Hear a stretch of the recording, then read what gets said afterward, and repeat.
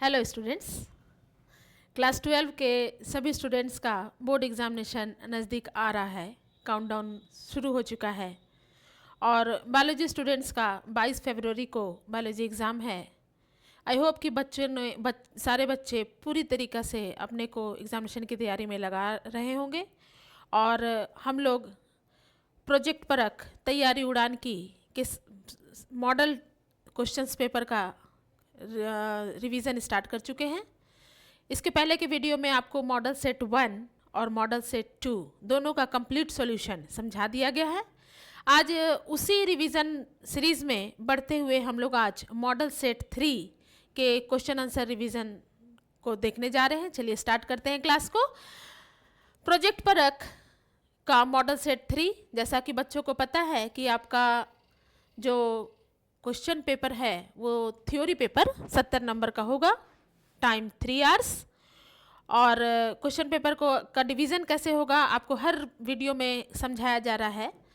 तो section A जिसमें कि 25 MCQ रहते हैं, जिनका मार्क्स एक क्वेश्चन का जिनका वेटेज एक क्वेश्चन का 1 मार्क रहता है और वो आपको करना कंपलसरी है, अनिवार्य है। और जो भी सही ऑप्शन होगा स्टूडेंट्स बच्चे आप उसका आंसर अपनी कॉपी में लिखेंगे, ठीक है। तो चलिए हम लोग क्लास को स्टार्ट करते हैं। सेक्शन ए जिसमें कि हम लोग 25 MCQ का रिवीजन करेंगे। Question number 1, which type of bacteria is used in PCR।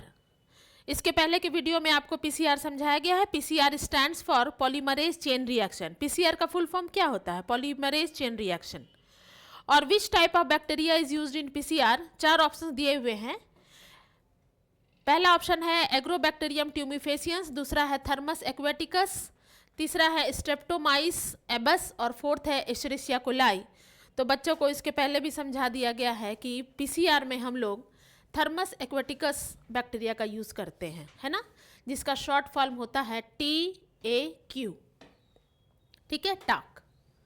Question number 2, intine is made up of. Intine क्या है, याद आया? इंटाइन है कि पॉलन ग्रेन का 2 लेयर होता है, आउटर लेयर और इनर लेयर, है ना। पॉलन ग्रेन का 2 लेयर होता है, आउटर लेयर और इनर लेयर। तो जो आउटर लेयर होता है वो स्पोरोपोलेनिन का बना होता है और भीतर का जो लेयर होता है जिसको आप इंटाइन बोलते हैं, पॉलन ग्रेन का अंदर वाले लेयर को इंटाइन बोलते हैं। और इंटाइन जो है वो सेल्यूलोज और पेक्टिन दोनों का बना होता है। तो आपके पास 4 ऑप्शन है, A cellulose, B pectin, C protein और D both A and B. तो आपको समझाया गया कि इंटाइन जो है सेल्यूलोज और पेक्टिन दोनों का बना होता है। तो मेरा सही ऑप्शन क्या हो जाएगा, मेरा सही आंसर क्या हो जाएगा? बोथ ए एंड बी, ठीक है। So intine is made up of cellulose and pectin.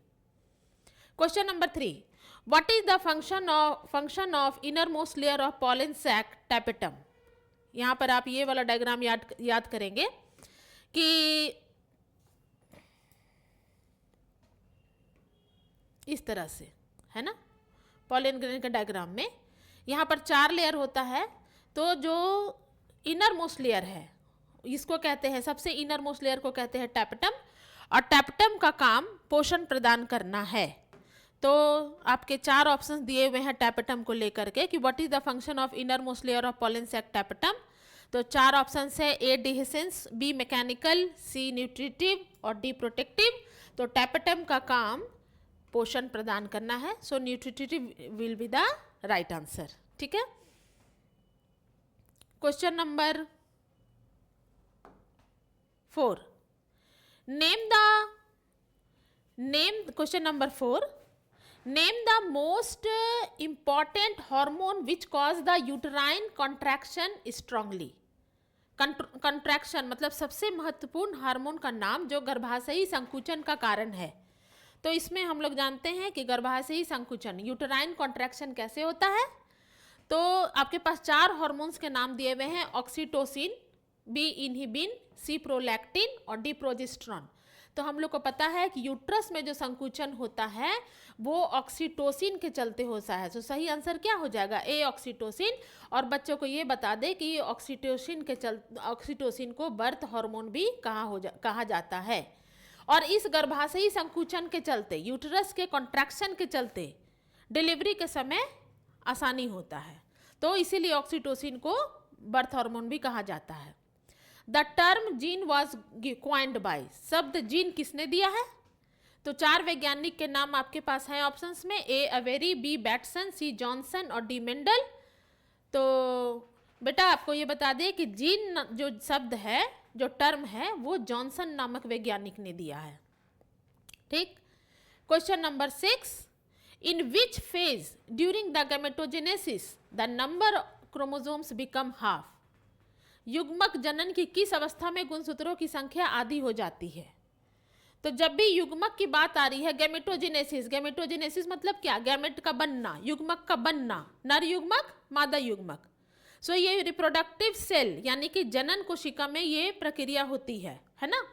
और हम लोग जानते हैं कि जनन कोशिका में कोशिकाएं किस प्रक्रिया से विभाजित होती हैं? मियोसिस, जिसको कि आप अर्धसूत्री बोलते हैं, मियोसिस अर्धसूत्री विभाजन।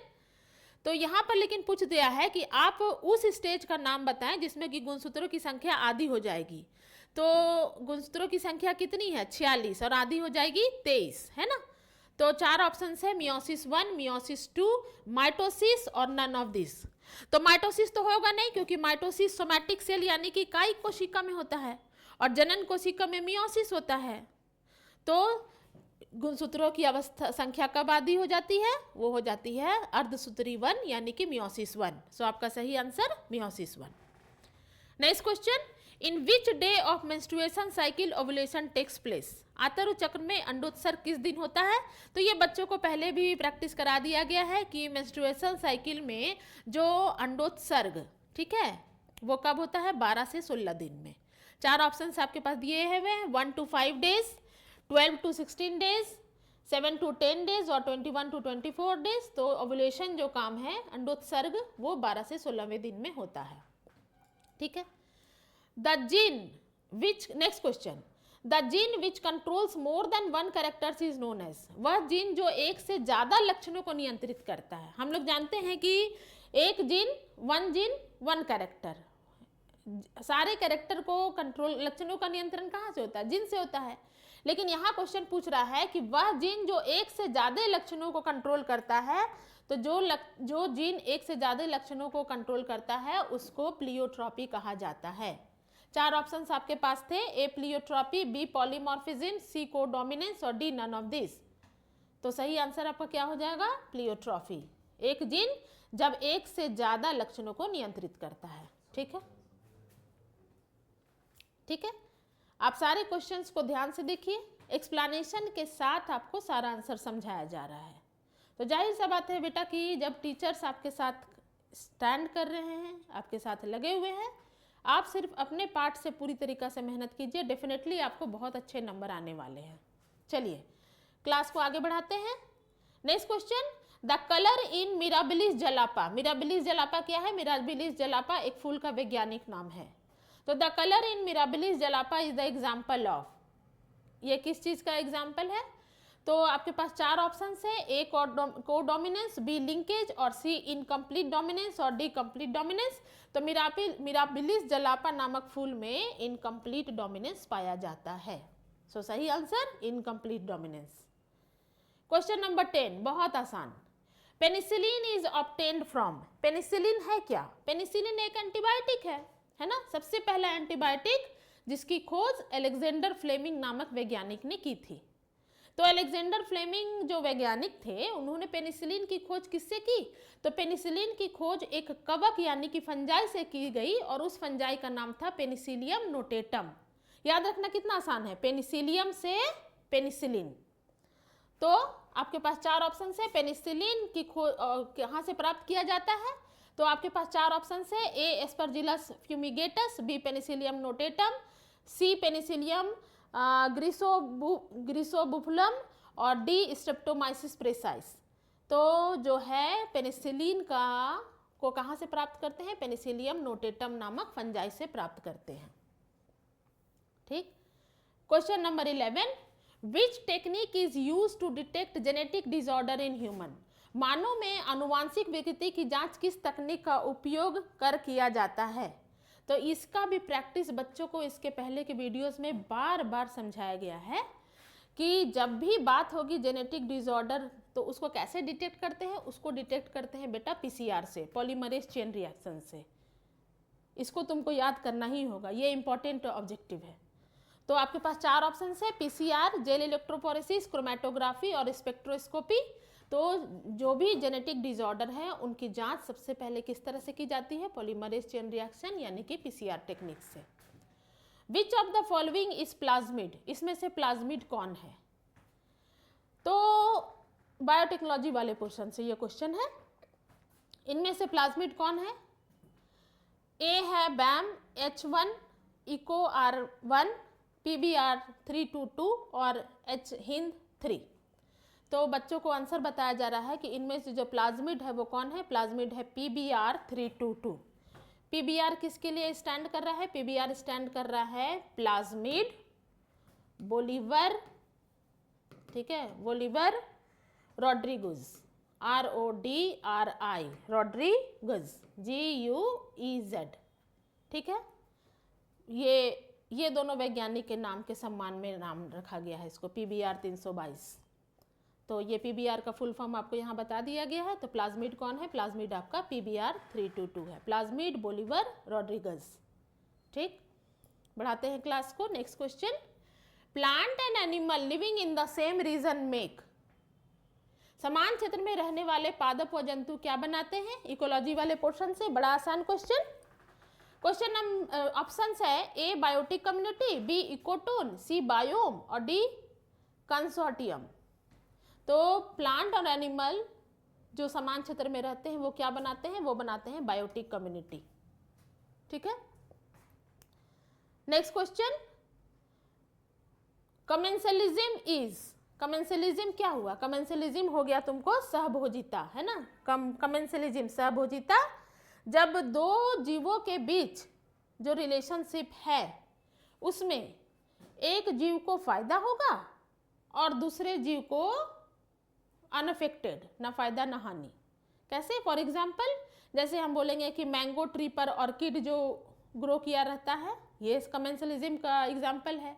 ब्लू व्हेल के साथ बार्नेकल्स, ये कमेंसलिज्म का एग्जाम्पल है। तो सहभोजिता इसमें से क्या है?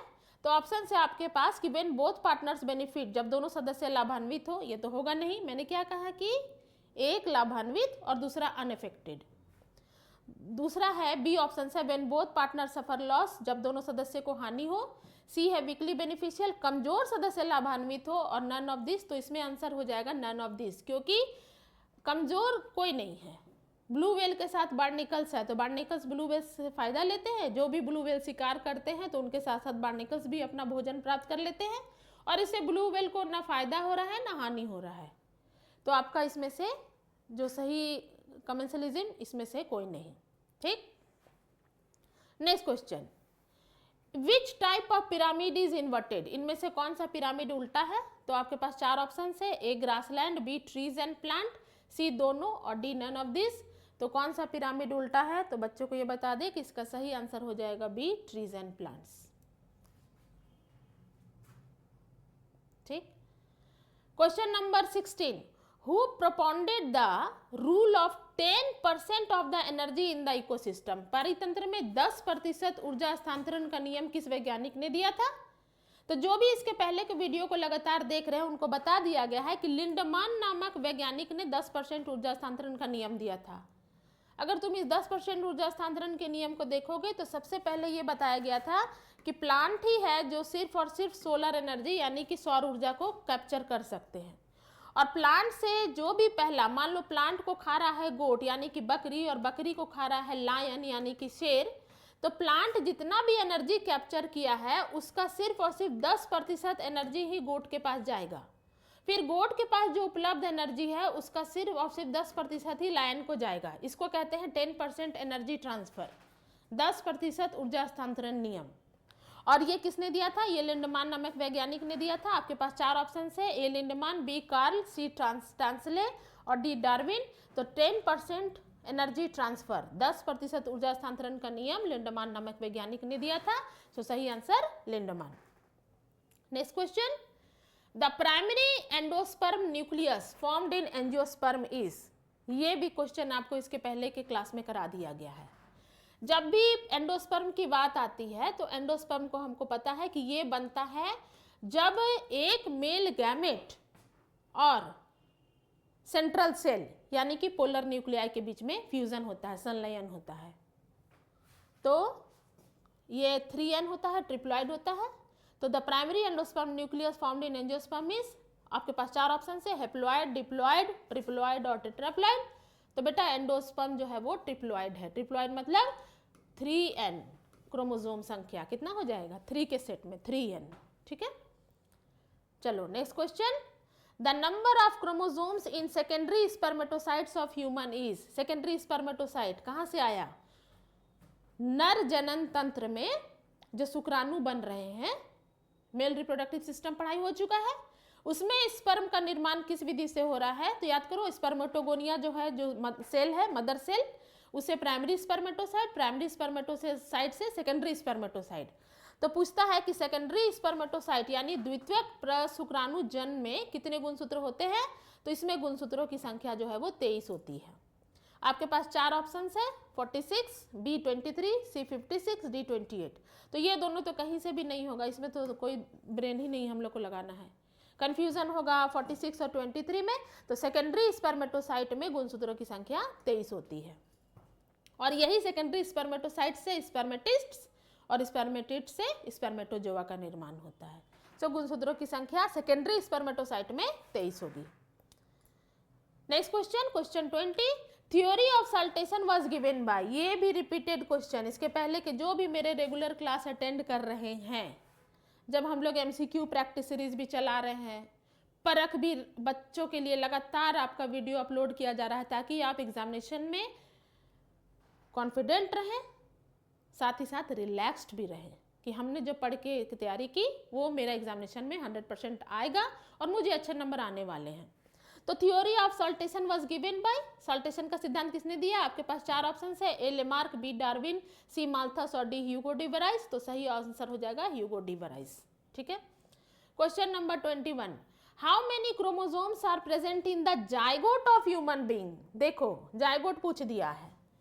जाइगोट यानी कि युग्मनज कैसे बनता है। जाइगोट बनता है जब मेल गैमेट का फ्यूजन फीमेल गैमेट के साथ होता है, तभी ना, fusion between male gamete and female gamete, इससे जाइगोट बन गया। मेल गैमेट में गुणसूत्रों की संख्या कितनी, 23। फीमेल गैमेट में गुणसूत्रों की संख्या कितनी, 23। ये मेल गैमेट और फीमेल गैमेट आपस में फ्यूज करके जाइगोट बनाते हैं। तो जाइगोट में गुणसूत्रों की संख्या 23 + 23 46 हो जाएगा। सो मानव युग्मनज में कितने गुणसूत्र उपस्थित होते हैं। ऑप्शन है A 23, B 46, C 22 और D 44। आपका सही आंसर हो जाएगा 46। बेटा क्वेश्चन पेपर में ध्यान देना कि जाइगोट लिखा है, अगर यहाँ पर गैमेट लिखा रहेगा तो 23 टिक मार्क करना, क्योंकि जाइगोट लिख दिया है तो 46 आंसर हो जाएगा। ठीक है, question number 22, meaning of biopiracy. Biopiracy का मतलब क्या होता है। पायरेसी वर्ड हम लोग सब सुने हैं, है ना। जब किसी दूसरे का चीज बिना अधिकार के अगर हम यूज कर रहे हैं तो उसको पायरेसी वर्ड किया जाता है। जैसे देखते हो पायरेटेड वीडियो है कि यूज नहीं करना है, तो बायोपायरेसी क्या हुआ। ऑप्शन है यूज ऑफ बायोपेटेंट, बी है theft of plants and animals मतलब पादप और जंतु की चोरी, सी है use of biological resources without permission बिना अनुमति के जीव वैज्ञानिक संसाधन का उपयोग, और डी है नन ऑफ दिस। तो इसमें हो जाएगा use of biological resources without permission, बिना अनुमति के जीव वैज्ञानिक संसाधन का उपयोग ही बायोपायरेसी कहलाता है। ठीक है, question number 23, which drugs made by biotechnology are used in the treatment of diabetes.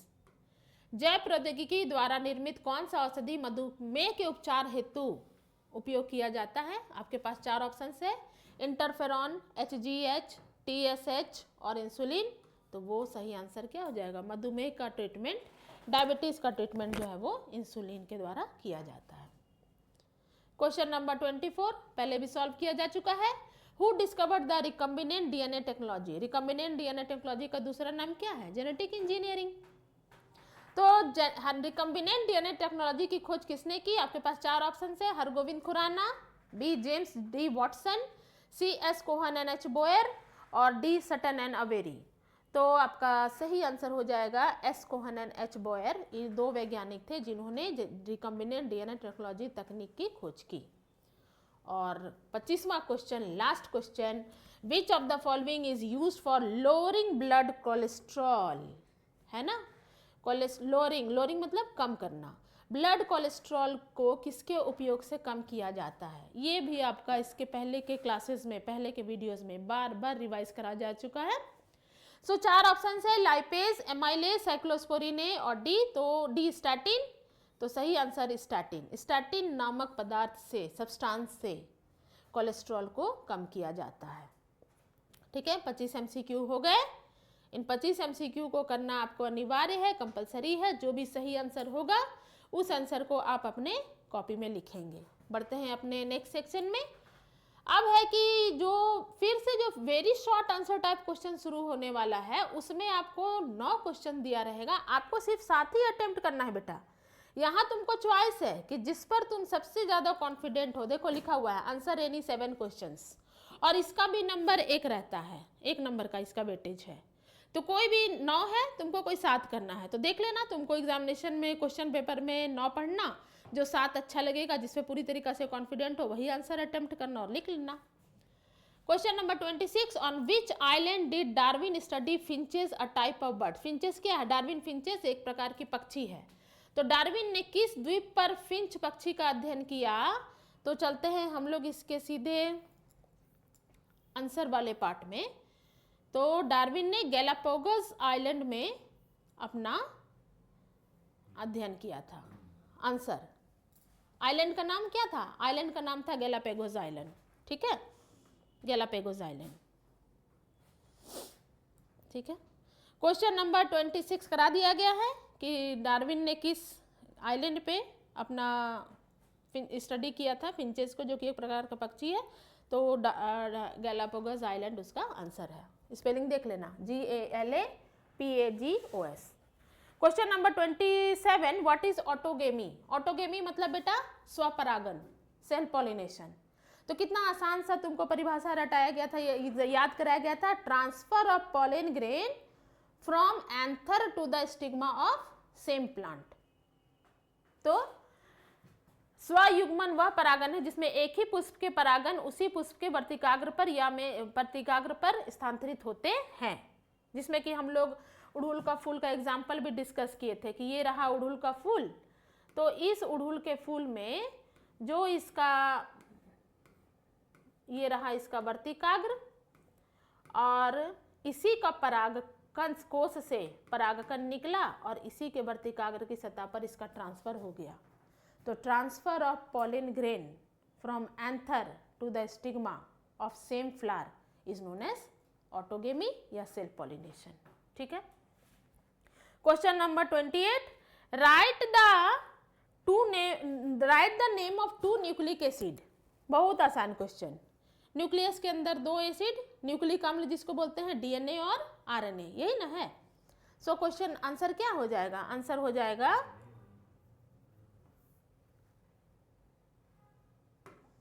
Answer हो जाएगा डीएनए डीऑक्सीराइबोन्यूक्लिक एसिड और आरएनए राइबोन्यूक्लिक एसिड। ठीक है, question number 29, which type of evolution does homologous structure represent? Homologous structure, ये भी question कराया जा चुका है। Homologous structure represents divergent evolution. ठीक है, और अगर एनालोगस रहेगा तो होमोलोगस है तो डाइवर्जेंट इवोल्यूशन, और एनालोगस रहेगा तो कन्वर्जेंट इवोल्यूशन। ठीक है, तो यहाँ क्वेश्चन पेपर का डिमांड है होमोलोगस स्ट्रक्चर तो डाइवर्जेंट इवोल्यूशन।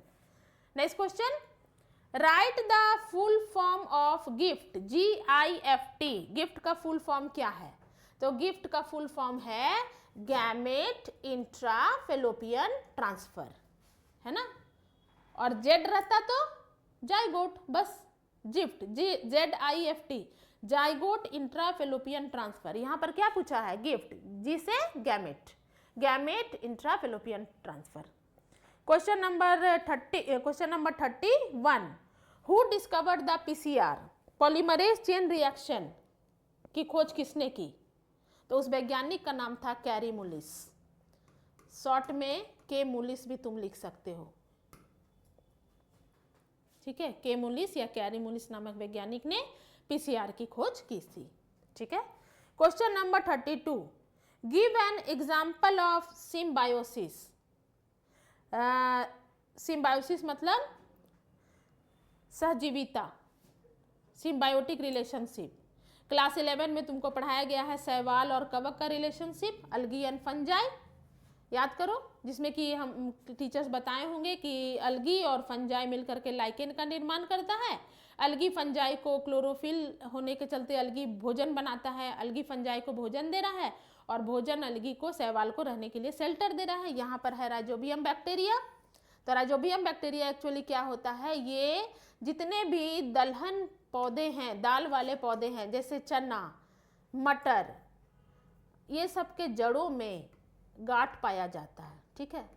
और इसी गांठ में, गांठ को क्या बोलते हैं, रूट नोड्यूल्स, और इसी रूट नोड्यूल्स में राइजोबियम बैक्टीरिया रहता है।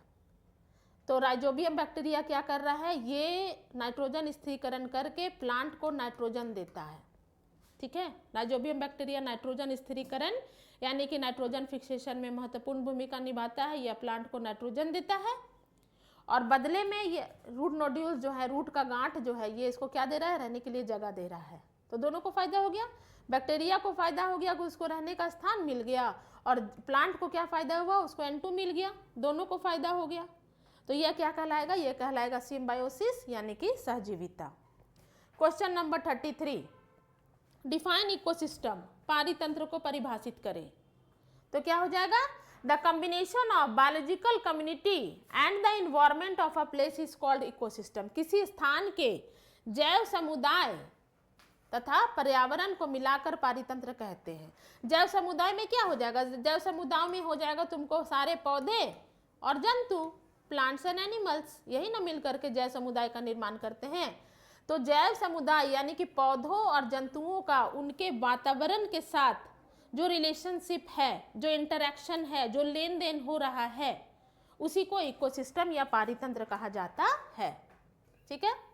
Question number 34, name the east used in making bread from floor. Bread के निर्माण में उपयोग होने वाले ईस्ट का नाम लिखें। तो उस ईस्ट का नाम क्या है, उस ईस्ट का नाम है सैक्रोमाइसिस सेरेवेसेई, ठीक है। सैक्रोमाइसिस सेरेवेसेई, ये ईस्ट का नाम है। ईस्ट, ब्रेड का निर्माण इसी ईस्ट के द्वारा होता है, तो ये तुमको याद करना होगा, सैक्रोमाइसिस सेरेवेसेई, ठीक है। सेक्शन बी, इसमें तुमको कोई भी 6 क्वेश्चंस अटेम्प्ट करना है। तुम देख लेना कि कौन सा 6 पे तुम्हारा पूरी तरीका से कमांड है, और उन्हीं 6 को तुमको अटेम्प्ट लेना है, आंसर एनी 6 क्वेश्चंस।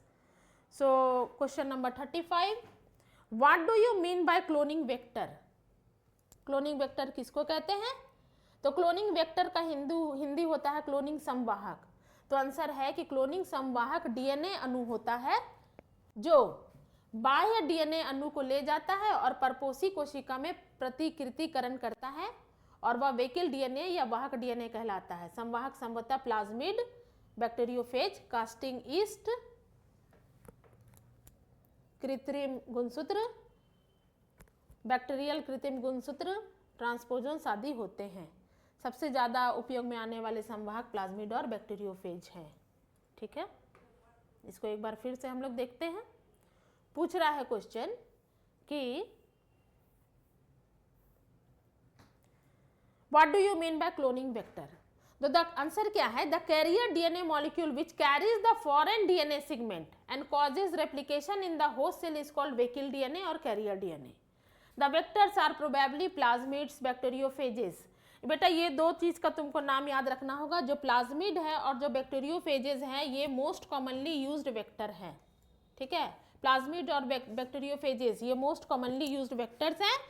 और इसके साथ ही साथ तुमको ईस्ट आर्टिफिशियल क्रोमोसोम्स यानी कि YAC, बैक्टीरियल आर्टिफिशियल क्रोमोसोम्स यानी कि BAC, transposons etcetera. The most commonly used vectors are plasmids and bacteriophages. ये देखो इंपॉर्टेंट ऑब्जेक्टिव है, name the most commonly used vectors. तो कौन कौन दो है, प्लाज्मिड्स और बैक्टीरियोफेजेस। तो इस पूरे आंसर में तुमको समझा दिया गया है कि क्लोनिंग वेक्टर किसे कहा जाता है।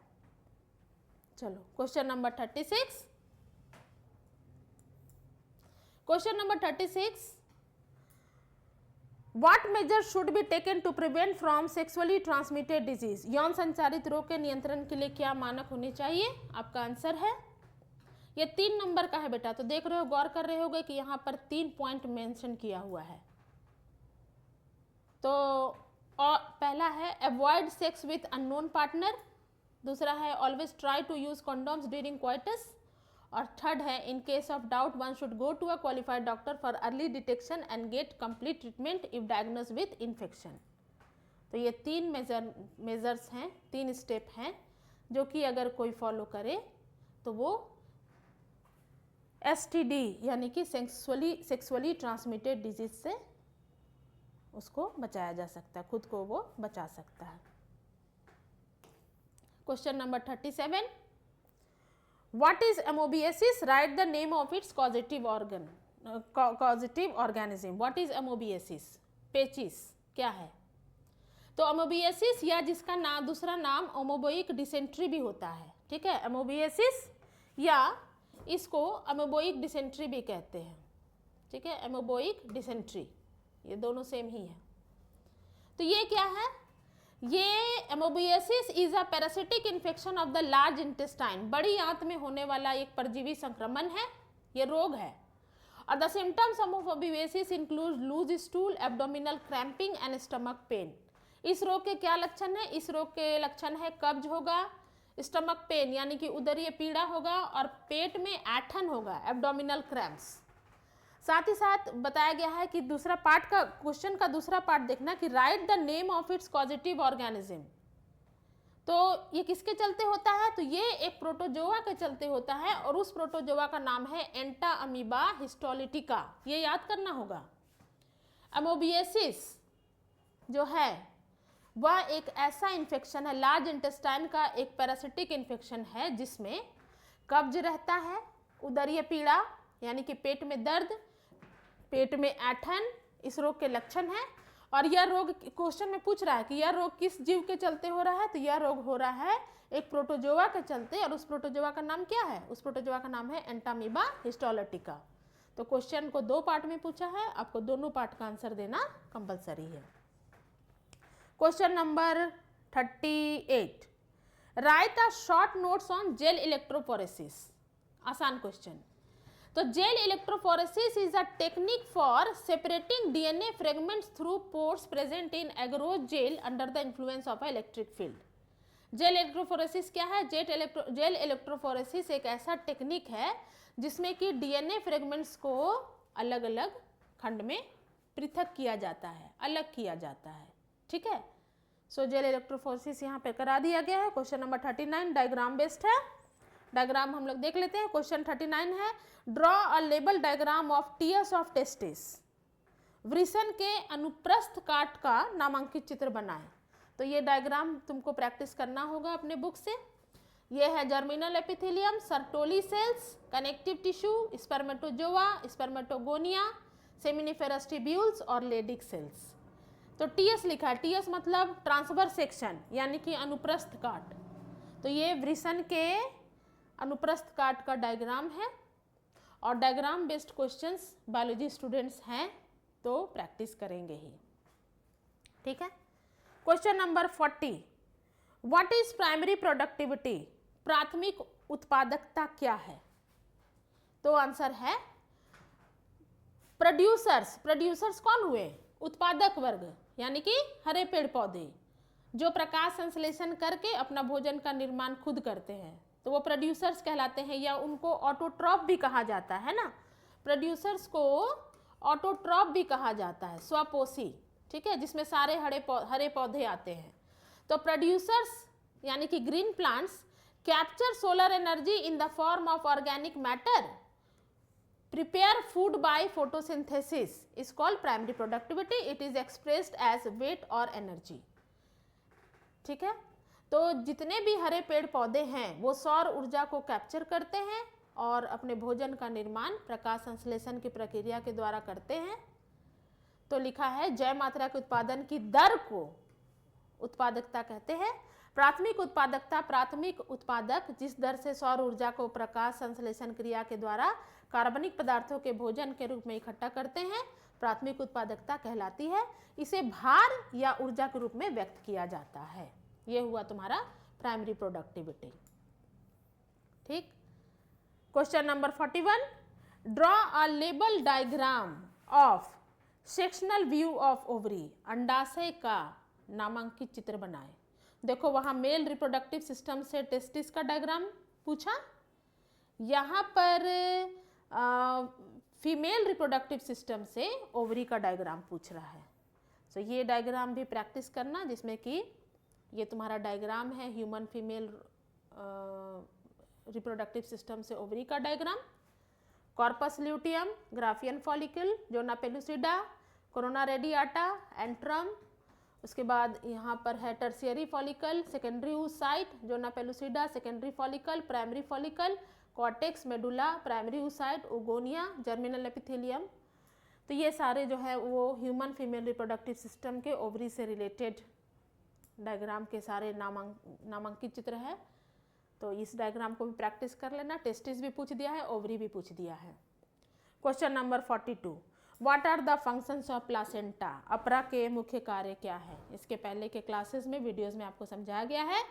प्लासेंटा माँ और विकसित भ्रूण या गर्भस्थ शिशु के बीच में वो कनेक्टिंग लिंक है जो उपयोगी पदार्थों को माँ के शरीर से भ्रूण तक पहुंचाता है। उपयोगी पदार्थ क्या हो गए? ऑक्सीजन, हार्मोन, भोजन पहुंचा दिया। और साथ ही साथ जो भ्रूण के शरीर में जो हानिकारक पदार्थ है जिनको बाहर निकालना जरूरी है, अवशिष्ट पदार्थ, नाइट्रोजन युक्त विषैले पदार्थ हो गए, कार्बन डाइऑक्साइड हो गया, इनको गर्भस्थ शिशु के से माँ के शरीर में और फाइनली माँ के शरीर से बाहर। तो ये कनेक्टिंग लिंक क्या है? ये कनेक्टिंग लिंक का नाम है प्लासेंटा या अपरा। तो function of placenta are as follows. क्या क्या प्लासेंटा के, अपरा के क्या क्या कार्य हैं? तो nutrients from transport nutrients from mother to embryo pass through the placenta. जो पोषक तत्व हैं वो माँ के शरीर से भ्रूण तक प्लासेंटा के थ्रू ही जाता है। It acts as a endocrine gland. Placenta एक अंतरस्रावी ग्रंथि के द्वारा काम करता है, तो जाहिर सा बात है इससे हार्मोन भी निकलेगा। And it helps in respiration and exchange of carbon dioxide and oxygen between maternal and foetal blood capillaries. या श्वसन में, रेस्पिरेशन का मतलब श्वसन, या श्वसन में माँ एवं शिशु के रक्त के मध्य CO2 और ऑक्सीजन के विनिमय मतलब एक्सचेंज में सहायता प्रदान करता है। सो अपरा के कार्य इसके पहले के क्लासेस में भी तुमको समझाया गया है। Question number 43। अब यहाँ से जो हमारा पार्ट सी, ये जो नेक्स्ट सेगमेंट मेरा शुरू हुआ है, इसमें तुमको कोई 4 ही करना है, ठीक है। और एक क्वेश्चन का वेटेज 5 नंबर का। सो क्वेश्चन है, describe the process of spermatogenesis with suitable diagram. Spermatogenesis मतलब क्या? स्पर्मेटोजोआ का बनना, स्पर्मेटोजेनेसिस है ना। तो उचित चित्र द्वारा शुक्राणु जनन प्रक्रिया का वर्णन करें। तो तुम देखोगे कि इसमें तुमको डायग्राम पूछा है, तो ये डायग्राम तुम्हारे साइंस बुक से लिया गया है। ये जो डायग्राम अगर हम समझा देते हैं तो इस डायग्राम में तुमको देखना कि लिखा हुआ है कि प्यूबर्टी के समय जो स्पर्मेटोगोनिया होता है, स्पर्मेटोगोनिया मतलब वो सेल जिससे कि स्पर्म का निर्माण होने जा रहा है। स्पर्मेटोगोनियम से स्पर्मेटोजोआ यानी कि स्पर्म का निर्माण होने जा रहा है।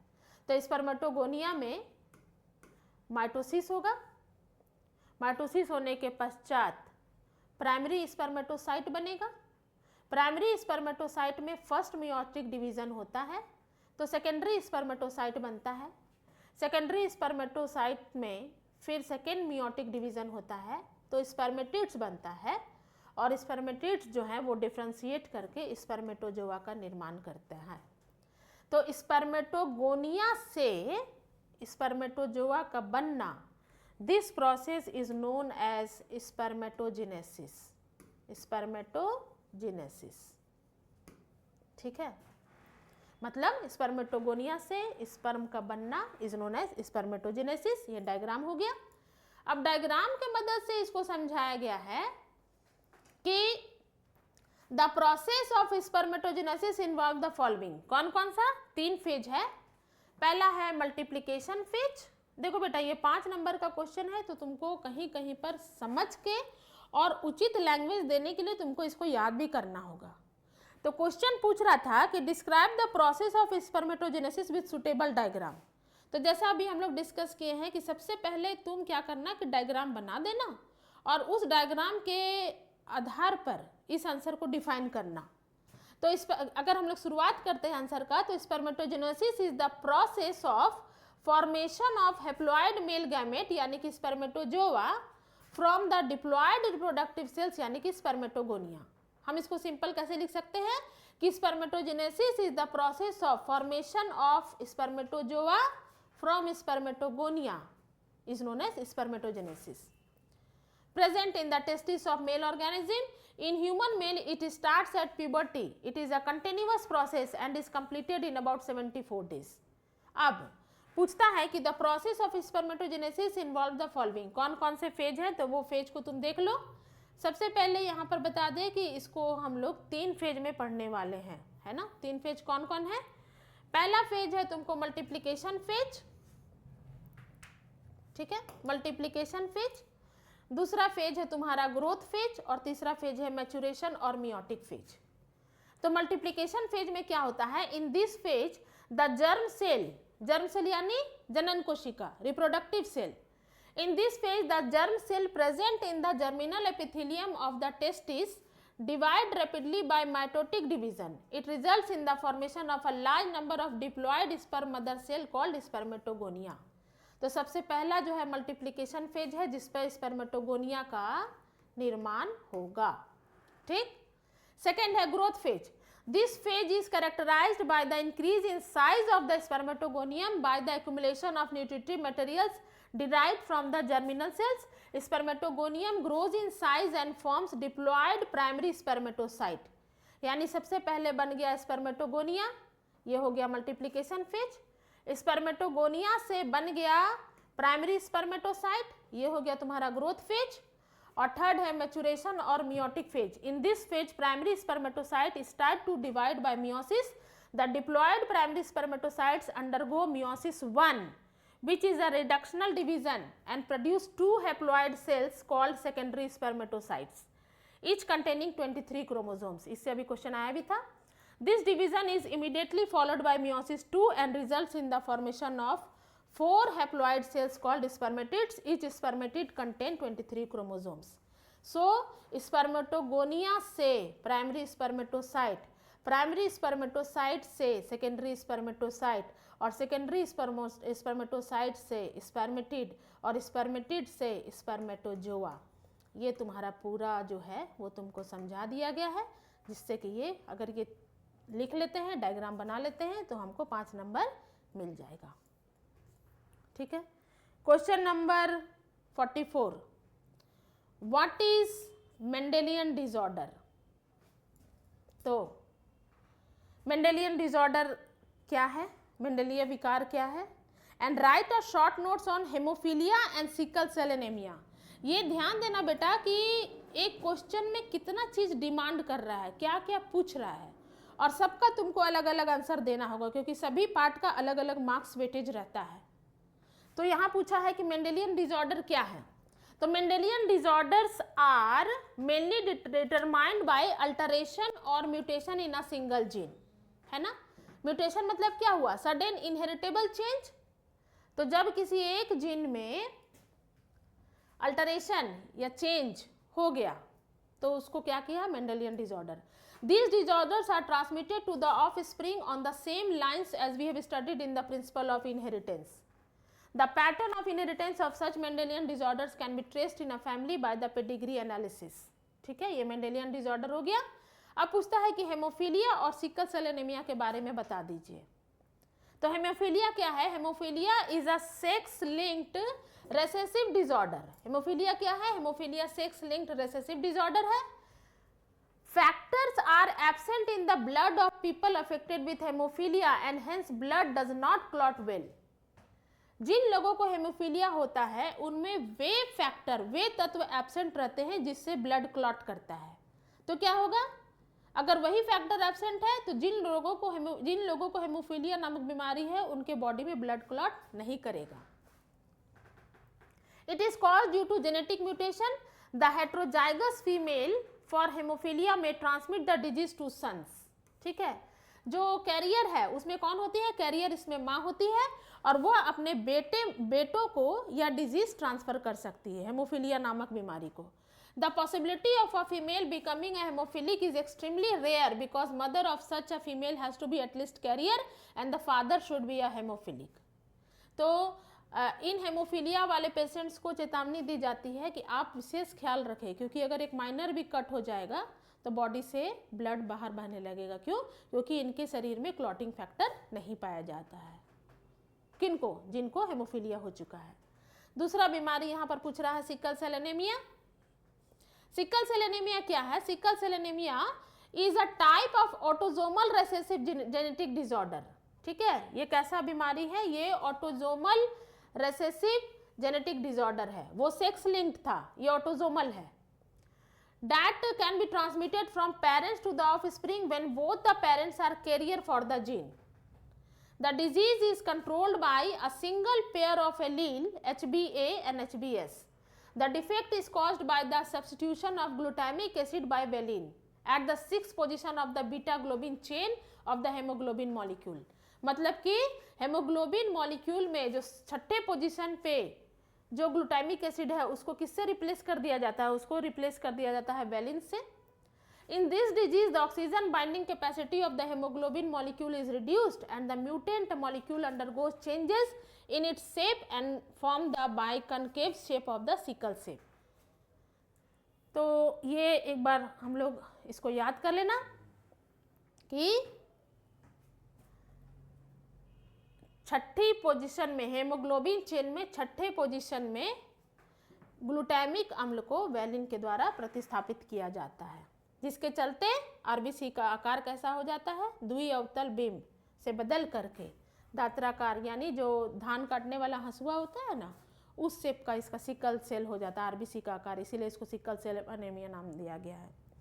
Question number 45, describe the semi conservative mode of DNA replication with diagram. इसके पहले के वीडियो को आप देखिएगा तो आप याद कर लीजिएगा। ये डीएनए रेप्लिकेशन है। रेप्लिकेशन मतलब जब डीएनए अपने ही जैसा एक और कॉपी तैयार करता है। तो ये इसके पहले के वीडियो में अच्छे से समझा दिया गया है। जेम्स वाटसन और फ्रांसिस क्रिक ने डीएनए रेप्लिकेशन को दिया था, जिसमें आप देख रहे हैं कि दोनों डीएनए के दोनों स्ट्रैंड हैं। पहले दोनों स्ट्रैंड को एंजाइम के द्वारा अलग किया जाता है और फिर हर स्ट्रैंड पर एक नया डीएनए स्ट्रैंड बनता है। यह प्रक्रिया रेप्लिकेशन ऑफ डीएनए कहलाती है। परख के ही मॉडल सेट 2 में इसको अच्छे से रिवीजन करा दिया गया है। Differentiate between, question number 46, differentiate between primary and secondary sewage treatment. तो सीवेज ट्रीटमेंट क्या हुआ? सीवेज ट्रीटमेंट मतलब वेस्ट वाटर जो बैंक से या स्कूल से या हॉस्पिटल से या फैक्ट्री से निकल रहा है, तो इस वेस्ट वाटर को क्या बोलते हैं? सीवेज बोलते हैं। और सीवेज के ट्रीटमेंट में हमको पता है कि सीवेज ट्रीटमेंट 2 प्रक्रिया से किया जाता है, प्राइमरी ट्रीटमेंट और सेकेंडरी ट्रीटमेंट।